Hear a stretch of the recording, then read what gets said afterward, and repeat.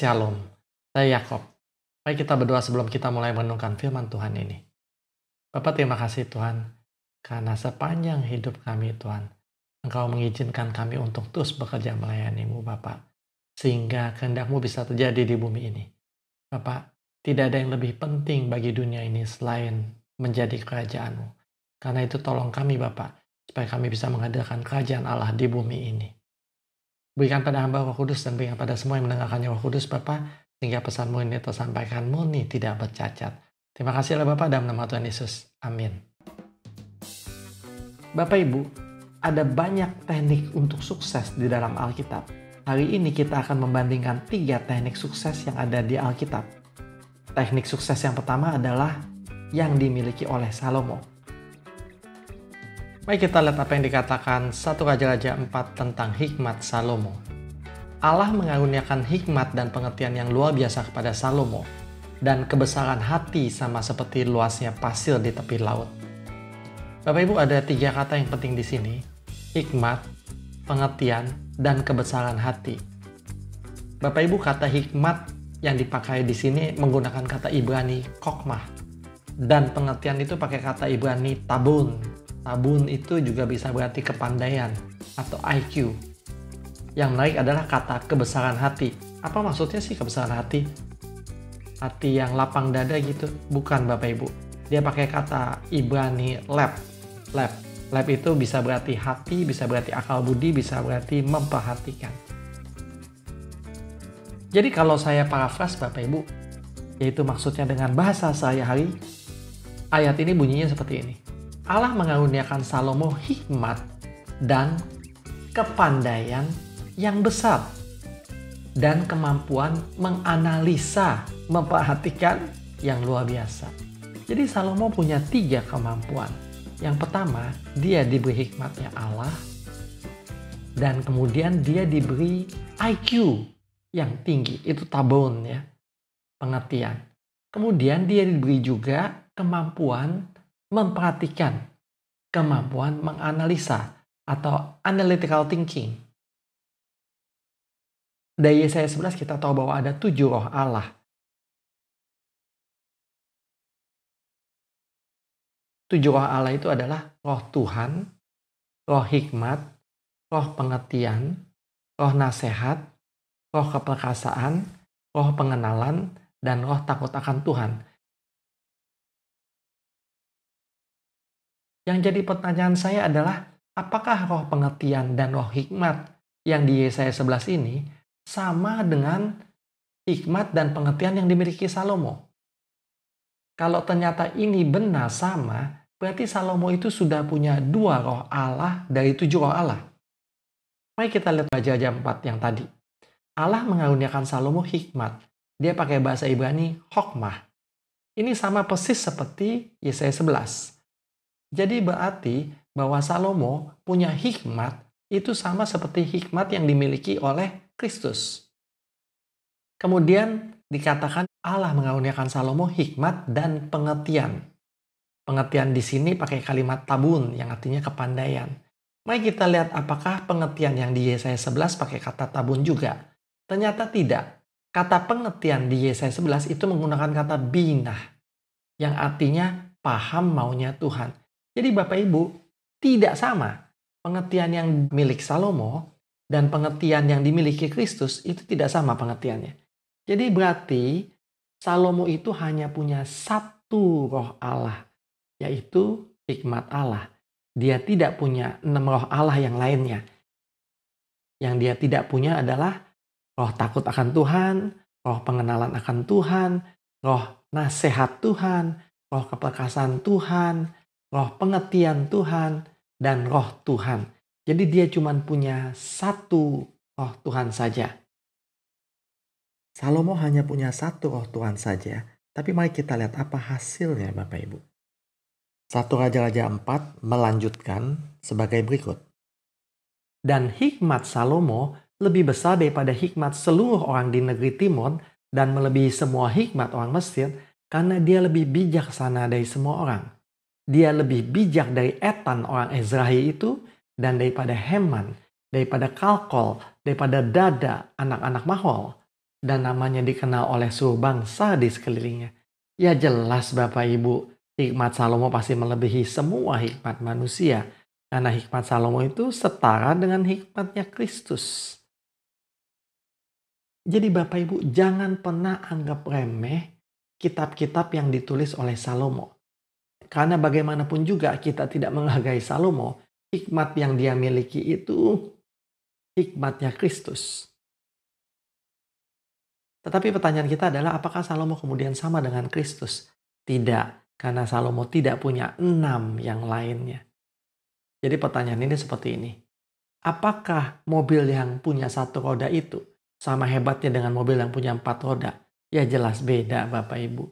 Mobil 4 roda itu bisa lari cepat sekali dengan stabil, sedangkan mobil dengan 1 roda tidak mungkin bisa lari cepat dengan stabil. Jadi beda sekali Bapak Ibu. Jadi beda sekali kekuatannya Salomo dengan kekuatan Kristus. Lalu Raja 4 melanjutkan. Salomo menulis 3.000 Amsal dan 1.005 nyanyian.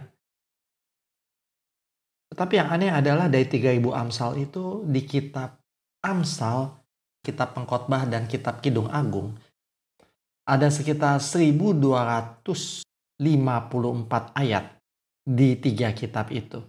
Lalu kalau Salomo menulis 3.000 Amsal, kemana 1.700 Amsal yang lainnya? Jadi Bapak Ibu, tidak semuanya Amsal Salomo dianggap penting oleh Alkitab, sehingga tidak dicatat oleh Alkitab. Jadi pertanyaan kita, apa gunanya Salomo menulis 3.000 Amsal dan 1.005 nyanyian, kalau ternyata tidak semuanya bermanfaat untuk Tuhan, padahal dia punya hikmatnya Kristus. Lalu kalau kita baca lagi 1 Raja-Raja 4 ini, tertulis bahwa Salomo membahas pepohonan, dari pohon aras yang ada di Libanon bahkan sampai kepada hisop yang tumbuh pada dinding. Ia bicara juga tentang binatang dan burung-burung dan binatang melata serta ikan-ikan. Nah, di sini saya bertanya, kok Salomo tidak bahas tentang Tuhan ya? Dia bahasnya pohon, dia bahasnya binatang, burung, binatang melata, dan ikan. Kok dia tidak bahas Tuhan sama sekali? Lalu Bapak Ibu, 1 Raja 4 ini ditutup dengan kata-kata ini. Salomo menerima pemberian-pemberian dari segala bangsa yang mendengarkan hikmatnya. Dari semua raja bumi yang sudah mendengar hikmatnya. Jadi Salomo itu kaya sekali. Karena dia terima banyak hadiah dari bangsa-bangsa yang mendengarkan hikmatnya. Yang belajar dari dia. Jadi rupanya Salomo ini ditanami harddisk di kepalanya. Harddisk hikmat ditanam di kepala Salomo. Selain harddisk hikmat, Salomo juga diberi IQ yang tinggi, kepandaian yang tinggi. Dan dia diberi kemampuan menganalisa, analytical thinking yang hebat. Jadi Bapak Ibu apa hasilnya? Hasilnya adalah Salomo bisa menghakimi dengan hikmat ribuan amsal dan nyanyian. Salomo sendiri menulis 3 kitab hikmat yang dimasukkan di dalam Alkitab. Lalu kemudian hasil lainnya adalah hartanya berlimpah. Itulah hasil dari hikmat yang ditanam Allah di Salomo. Lalu teknik sukses yang kedua adalah tekniknya Kores. Mari kita lihat apa yang Allah katakan di Yesaya 44 dan 45 tentang Kores. Akulah yang berkata tentang Kores, dia gembalaku. Segala kehendakku akan digenapinya. Dia akan berkata tentang Yerusalem, hendaklah Yerusalem dibangun. Dia akan berkata tentang bait suci, hendaklah dasarnya diletakkan.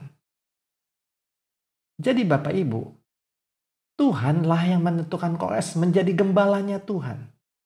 Dan Kores ditugaskan untuk menggenapi semua kehendak Tuhan.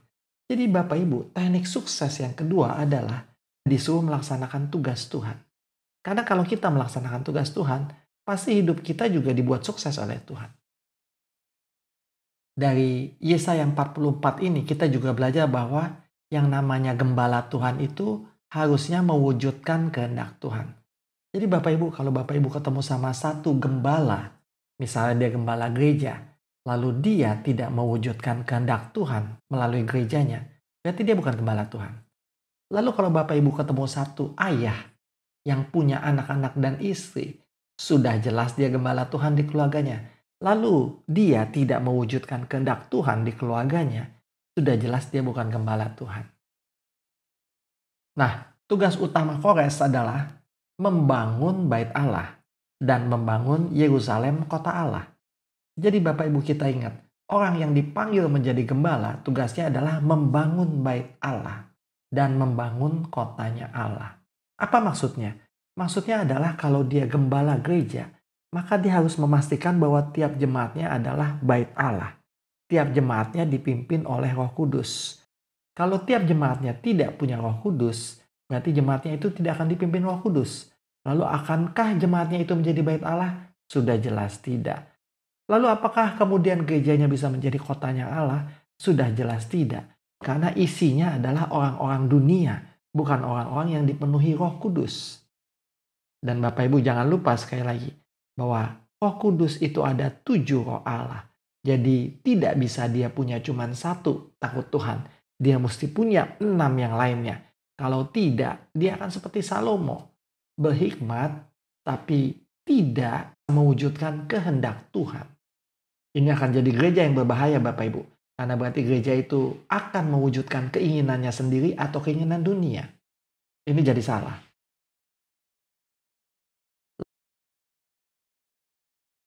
Lalu Yesaya 45 melanjutkan. Demikianlah Tuhan berfirman kepada yang diurapinya. Kepada Kores, yang tangan kanannya telah aku pegang untuk menaklukkan bangsa-bangsa di hadapannya. Aku akan membuka ikat pinggang para raja. Aku akan membuka pintu-pintu di hadapannya, supaya pintu gerbang itu tidak terus tertutup. Jadi Bapak Ibu, tips kedua dari Kores adalah tangan kanannya harus dipegang Tuhan. Kalau tangan kanannya dipegang Tuhan, maka Tuhan akan membuka pintu-pintu di hadapannya. Dan Tuhan akan mengalahkan para raja yang melawan Kores. Ini menarik sekali. Kalau kita dipanggil jadi gembalanya Tuhan, maka pasti tangan kanan kita dipegang Tuhan. Dan kemudian Tuhan yang akan membuka semua pintu-pintu di depan kita. Tuhan yang akan mengalahkan semua musuh yang menghalangi kita. Lalu Yesaya 45 melanjutkan. Aku, Tuhan, akan berjalan di depanmu dan membuat yang bergelombang menjadi rata. Aku akan memecahkan pintu-pintu tembaga dan mematahkan palang-palang besi. Jadi Bapak Ibu, tidak ada halangan sama sekali. Kalau jalanannya tidak rata, maka Tuhan akan membuat jalanan itu rata untuk Kores. Karena Tuhan yang berjalan di depan kita. Lalu Bapak Ibu, tidak ada pintu yang bisa menghalangi kita. Karena pintu itu bukan dibuka saja, tapi pintu itu akan dipecahkan oleh Tuhan. Dan tidak ada palang besi yang bisa menghalangi Kores. Karena Tuhan akan mematahkan palang-palang besi itu. Dan Bapak Ibu, ada bonus menarik sekali yang Tuhan berikan pada Kores. Tuhan berfirman, aku akan memberimu harta benda kegelapan dan harta karun di tempat-tempat tersembunyi. Sehingga engkau dapat mengenal bahwa akulah Tuhan, Allah Israel, yang memanggil engkau dengan namamu. Bapak Ibu, belum lama ini ada teman saya single parent, anaknya cuma tunggal, 1 anak itu saja, dan anak itu berkebutuhan khusus. Dia memberikan kesaksian ini kepada saya beberapa hari yang lalu. Jadi ceritanya AC di kamarnya tuh rusak, sudah mengeluarkan minyak. Menurut pengalaman dia, AC kalau sudah mengeluarkan minyak itu berarti AC-nya udah nggak bisa dipakai lagi. Jadi Bapak Ibu, dia memutuskan untuk membeli AC baru. Lalu dia tanya temannya yang jualan AC, dan kemudian dia harus mengeluarkan uang untuk beli AC baru 4 juta. Dia bukan orang kaya Bapak Ibu. Jadi begitu dia beli AC baru itu buat dia dan anaknya, maka kemudian dia nggak punya uang lagi. Nah inilah kesaksiannya. Tiba-tiba kemarin dia menemukan bahwa di dalam tabungannya ada orang yang transfer uang 1 juta ke tabungannya. Jadi dia masih punya 1 juta untuk hidup. Waktu dia cek siapa yang transfer ke dia tidak menemukan ada 1 orang pun yang transfer ke dia. Nah Bapak Ibu, mungkin ini maksudnya yang dibilang Tuhan, harta benda kegelapan. Bapak Ibu, saya jadi berpikir ya, apa jangan-jangan Tuhan itu punya account ya, punya rekeningnya di BCA? Apa jangan-jangan Tuhan itu punya rekening di Bank Mandiri? Apa jangan-jangan Tuhan itu punya rekening ya di bank-bank lain?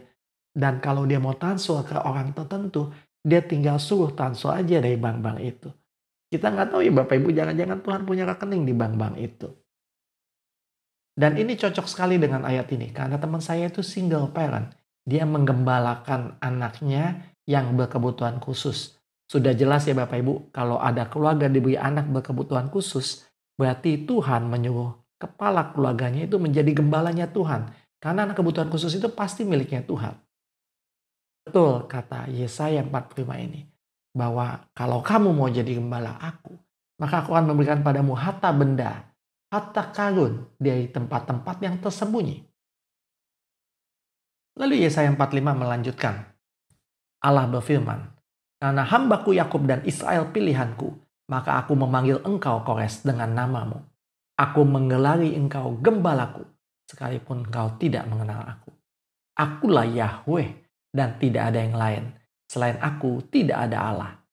Aku akan mempelengkapimu walaupun engkau tidak mengenalku. Supaya dari timur sampai ke barat tahu bahwa selain aku tidak ada yang lain. Akulah Yahweh, tidak ada yang lain. Jadi Bapak Ibu, Tuhan akan mempelengkapi Kores walaupun Kores tidak mengenal Tuhan. Lalu Yesaya 45 melanjutkan. Aku yang membentuk terang dan menciptakan gelap. Aku yang membuat kemujuran dan menciptakan kemalangan. Dan Tuhan akan memberikan Kores pengertian tentang mana yang baik dan mana yang buruk. Karena Tuhan memberinya terang. Tuhan juga akan memberinya keberuntungan, kemujuran. Karena Tuhan yang menciptakan kemujuran dan kemalangan. Lalu Yesaya 45 melanjutkan.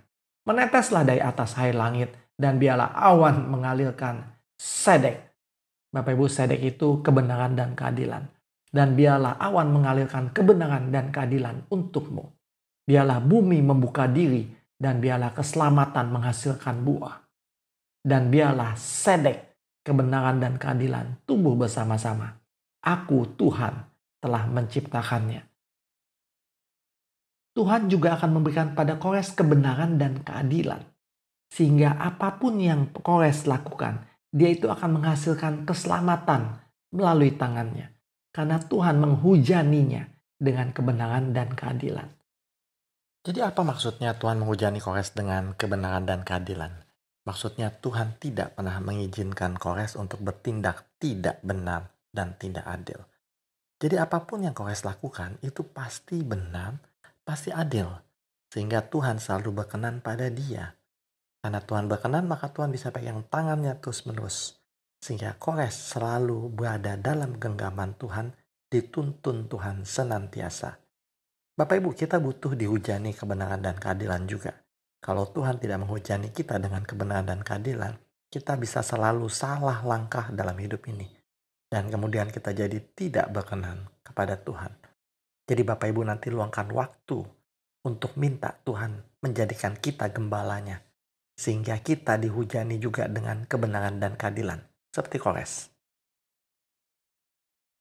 Kita mengerti sekarang mengapa Kores bisa menjadi raja yang begitu berhasil. Dia mengalahkan Babel yang hebat itu. Karena Tuhan yang menuntun tangannya. Kenapa Tuhan bisa menuntun tangannya? Karena Tuhan sudah memutuskan untuk menjadikan Kores gembalanya. Dan Kores mau melakukan itu. Jadi Bapak Ibu, tips sukses yang kedua, mau menjalankan tugas dari Tuhan. Dalam kasus Kores ini, dia dipanggil menjadi gembala untuk menyelamatkan hamba Tuhan, Yakub, dan umat Tuhan, Israel. Jadi Bapak Ibu, kalau kita mau ditugaskan Tuhan, maka hidup kita pasti sukses. Karena Tuhan akan memegang tangan kanan kita. Seperti Tuhan memegang tangan kanan Kores. Lalu tips sukses yang ketiga datang dari Tuhan Yesus. Mari kita lihat bagaimana Allah membuat Tuhan Yesus sukses. Kita lihat dari Yesaya 11. Sebuah cabang akan muncul dari batang Isai dan sebuah tunas dari akarnya akan berbuah. Dan roh Tuhan akan tinggal padanya. Roh hikmat dan pengertian, roh nasihat dan kekuatan, roh pengenalan dan takut akan Tuhan. Kesukaannya yaitu taat kepada Tuhan. Ia tidak akan mengadili berdasarkan apa yang terlihat atau berdasarkan kata orang. Namun dia akan menghakimi orang-orang lemah, orang-orang miskin dengan sedek, dengan benar dan dengan adil. Dia akan memutuskan keadilan bagi orang-orang yang rendah hati, bagi orang-orang yang lembut di bumi. Dia akan memukul orang-orang bumi dengan tongkat. Dan dengan bibirnya dia akan membunuh yang fasik. Bapak Ibu, orang ini adalah Tuhan Yesus. Dan kepada Tuhan Yesus Allah Bapa memberikan 7 roh Allah. Sepenuh-penuhnya, selengkap-lengkapnya. Maka Tuhan Yesus itu sukses sekali di bumi. Dia mengadili lebih baik daripada Salomo.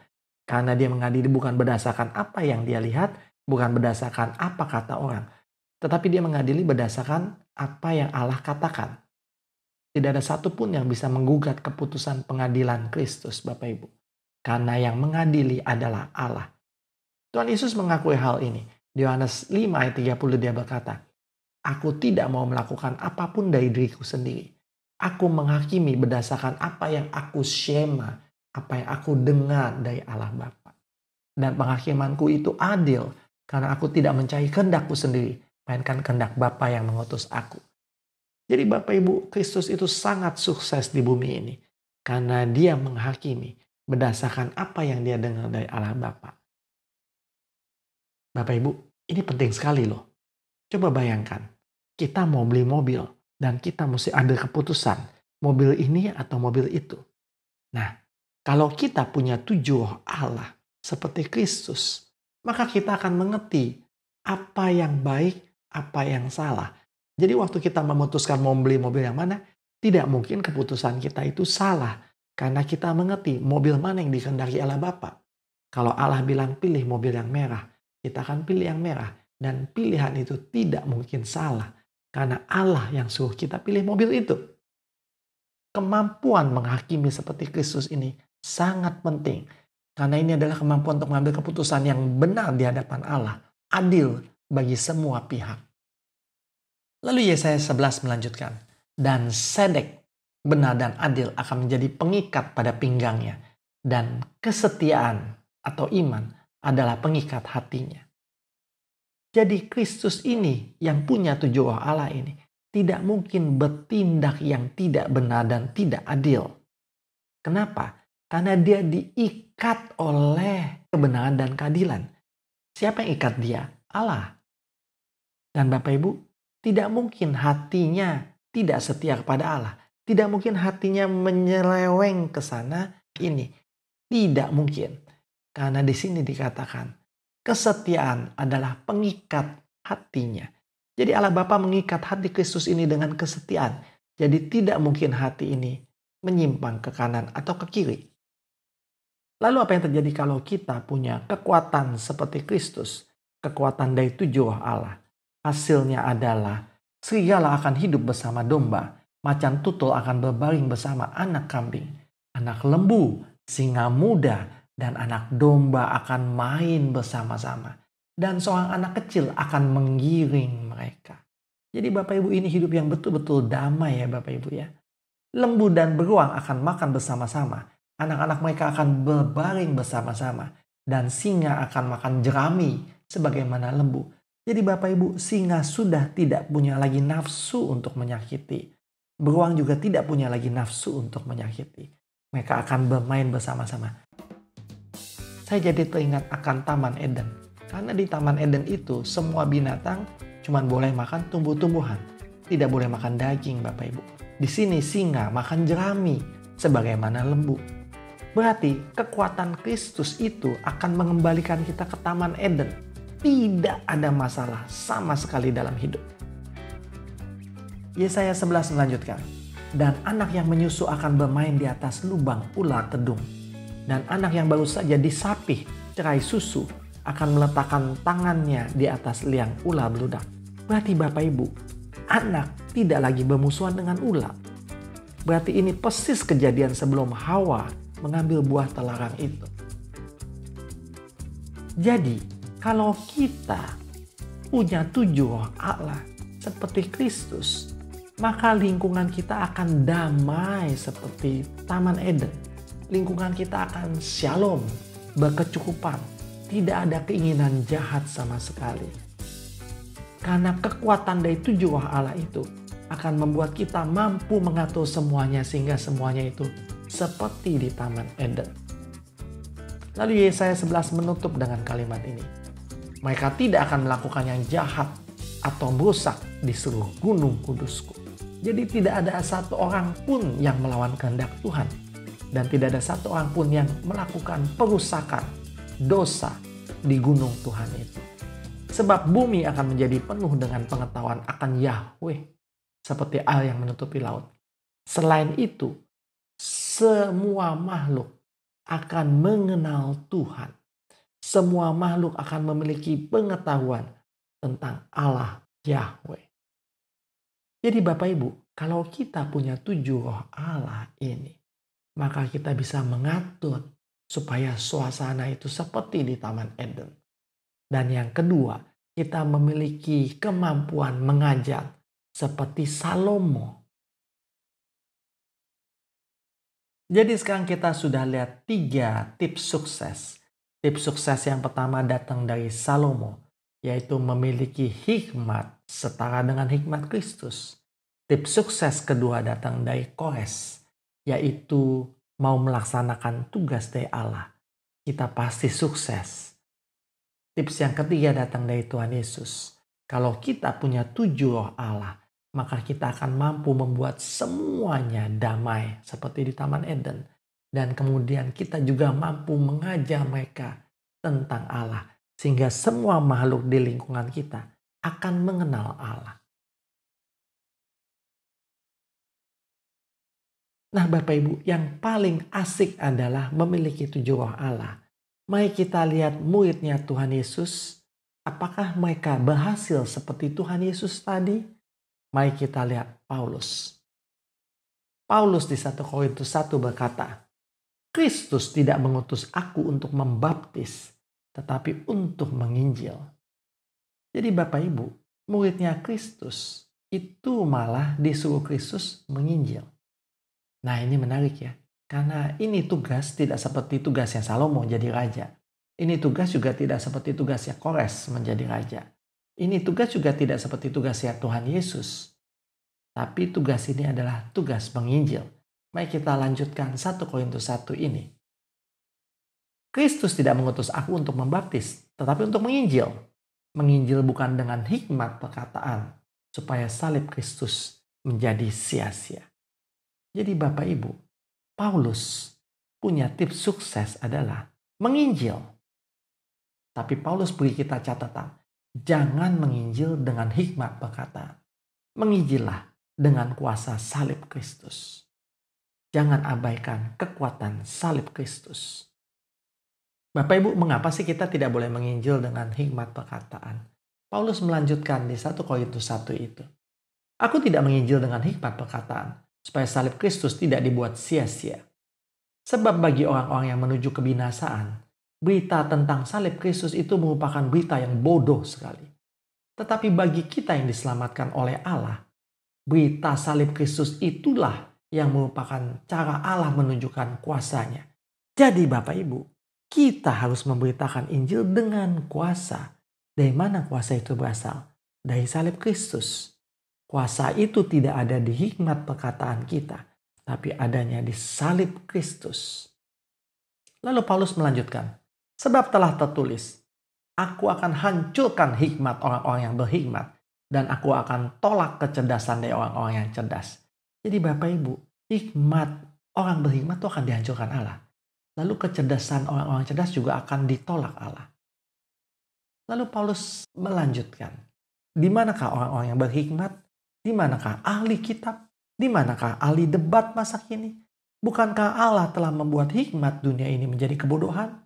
Karena bagaimanapun pandainya manusia, ia tidak dapat mengenal Allah melalui kepandaiannya sendiri. Bapak Ibu, ini adalah kalimat yang sangat penting sekali. Jadi sepandai-pandainya kita tidak mungkin mengenal Allah. Kita tidak mungkin tahu kemauan Allah melalui kepandaian kita sendiri. Karena kita sangat berbeda dengan Allah. Jadi Bapak Ibu bayangkan seperti ini saja deh. Misalnya ada semut. Dapatkah semut memahami kemauannya saya? Tidak mungkin. Dapatkah semut yang sangat jenius mengerti apa yang saya suka, mengerti apa yang saya tidak suka? Tidak mungkin Bapak Ibu. Jadi itulah yang Paulus bilang. Sepandai-pandainya kamu sebagai manusia, kamu tidak mungkin mengenal Allah melalui kepandaianmu. Lalu Paulus melanjutkan lagi, karena itu Allah berkenan menggunakan pemberitaan Injil yang mereka anggap bodoh itu untuk menyelamatkan orang-orang yang percaya kepadanya. Lalu Paulus melanjutkan, orang Yahudi minta tanda, minta mukjizat, orang Yunani mencari hikmat, tetapi kami tetap memberitakan Kristus yang telah disalibkan. Jadi Paulus tuh ngotot memberitakan Injil dengan cara memberitakan salib Kristus. Paulus tidak mau menggunakan mujizat. Paulus tidak mau menggunakan hikmat perkataan. Lalu Paulus melanjutkan, di satu sisi berita kami menjadi suatu sandungan bagi orang Yahudi. Di sisi lain berita kami menjadi kebodohan bagi orang Yunani. Jadi Paulus bilang, apa yang aku sampaikan itu ditertawakan oleh orang Yahudi. Apa yang aku sampaikan itu dianggap bodoh oleh orang Yunani. Lalu Paulus menutup dengan kalimat indah ini. Bagi mereka yang mau dipanggil Allah, Kristus itulah kuasa Allah dan hikmat Allah. Jadi Bapak Ibu, salib Kristus itu membuat orang itu punya kuasa Allah dan hikmat Allah.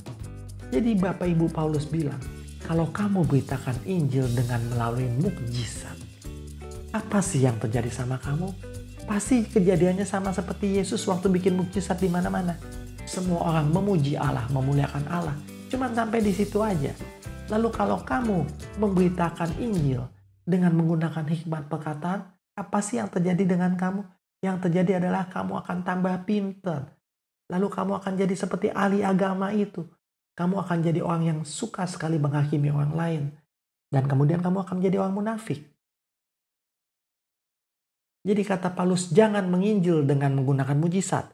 Jangan menginjil dengan menggunakan hikmat perkataan. Tetapi gunakanlah salib Kristus. Karena begitu kamu menginjil dengan salib Kristus, maka akan muncul kuasa Allah dan hikmat Allah. Apa sih yang dimaksud dengan memberitakan Injil salib Kristus? Maksudnya adalah mengajak orang itu untuk mematikan manusia lamanya, supaya manusia barunya bisa dibangkitkan Allah. Kalau dia mematikan manusia lamanya, maka kemudian manusia barunya akan bangkit seperti Kristus. Dan manusia barunya ini akan duduk di sebelah kanan Allah Bapa seperti Kristus. Ini persis seperti yang dikatakan Roma 6 ayat 14. Jika kita telah mati dengan Kristus, kita percaya bahwa kita juga akan hidup dengan Dia. Artinya, kita akan dibangkitkan juga. Artinya, kita akan hidup bersama Kristus nanti di sorga. Nah, Bapak Ibu, bagaimana sih caranya mati bersama Kristus? Gampang, Bapak Ibu. Kita tanya Tuhan, apa yang mesti kita lakukan hari ini? Maka Tuhan Yesus Kristus akan beritahu kita mesti ngapain. Dan waktu kita mau melakukan tugas itu Bapak Ibu, maka kita terpaksa harus membuat keinginan-keinginan kita itu jadi nomor 2. Karena kita harus memprioritaskan tugas dari Kristus itu. Misalnya Bapak Ibu, saya tuh senang sekali main game ya. Tiba-tiba Allah Bapa bilang sama saya begini, Yakob, kelarin baca kitab Kejadian. Lalu Bapak Ibu saya mesti memutuskan, saya akan melakukan apa yang Allah Bapa perintahkan itu atau tidak. Kalau saya melakukan perintah Allah Bapa itu, saya baca kitab Kejadian, maka berarti saya sudah mematikan keinginan saya main game. Saya singkirkan keinginan main game itu. Lalu saya baca kitab Kejadian itu sesuai perintah Allah Bapa. Itu artinya diri saya dimatikan.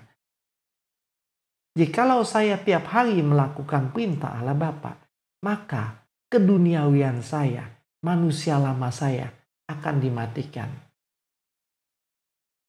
Tapi jelas hal ini tidak mudah Bapak Ibu.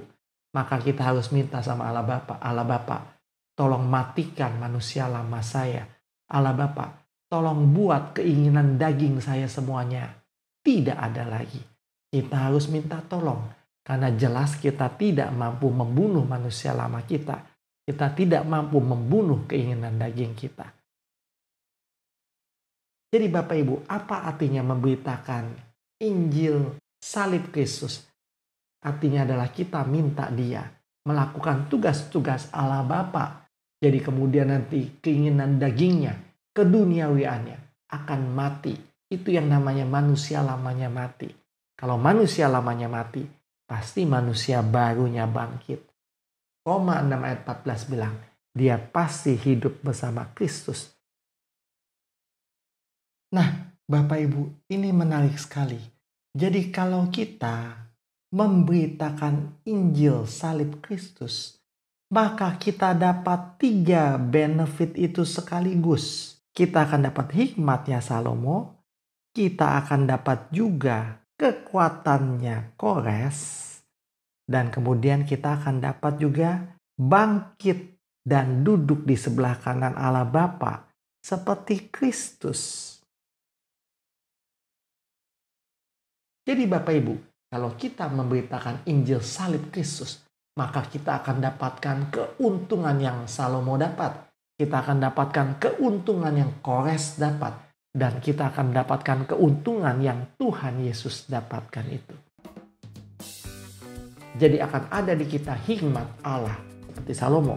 Akan ada pada kita kuasa Allah seperti Kores. Lalu akan ada kekuatan Kristus itu. Karena kita akan bangkit jadi manusia baru. Dan manusia baru ini persis seperti Kristus. Mampu mendamaikan semuanya seperti waktu di Eden.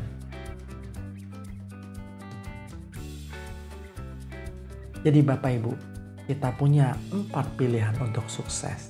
Pilihan pertama, caranya Salomo, menggunakan hikmat. Pilihan kedua, caranya Kores, memenuhi panggilan Allah sehingga tangan kita dituntun Allah. Cara yang ketiga, memiliki 7 roh Allah seperti Tuhan Yesus. Dan cara yang keempat adalah menginjil salib Kristus. Bukan menginjil mukjizat, bukan menginjil hikmat perkataan. Mana yang Bapak Ibu pilih? Tentu yang Bapak Ibu pilih adalah memiliki 7 roh Allah seperti Kristus. Tapi Bapak Ibu, 7 roh Allah itu tidak diberikan kepada orang secara sembarangan. Ada prosesnya. Jadi sementara kita menjalani proses itu, marilah kita menggunakan teknik yang keempat. Menginjil salib Kristus. Waktu kita menginjil salib Kristus itu, maka kuasa Allah akan diberikan pada kita. Hikmat Allah akan diberikan pada kita. Kita hidup sukses di dunia ini. Mari kita hidup sukses di dunia ini. Menginjil salib Kristus. Amin. Mari kita berdoa. Bapa yang surga, terima kasih Tuhan. Karena sekarang kami tahu hidup kami tidak akan jadi orang biasa lagi. Kami akan memiliki hikmat Kristus. Dan kami akan memiliki kuasa Kristus. Bapak, ajari kami caranya menginjil salib Kristus. Mengajak orang-orang untuk mematikan manusia lamanya. Sehingga manusia barunya bisa dibangkitkan Allah. Terima kasih Allah Bapa untuk firman yang indah hari ini. Di dalam nama Tuhan Yesus, kami mengucap syukur. Amin. Bapak Ibu, selamat memiliki hikmat Allah. Selamat memiliki kuasa Allah. Kita pasti punya hikmat Allah dan kuasa Allah. Kalau kita memberitakan Injil salib Kristus. Amin.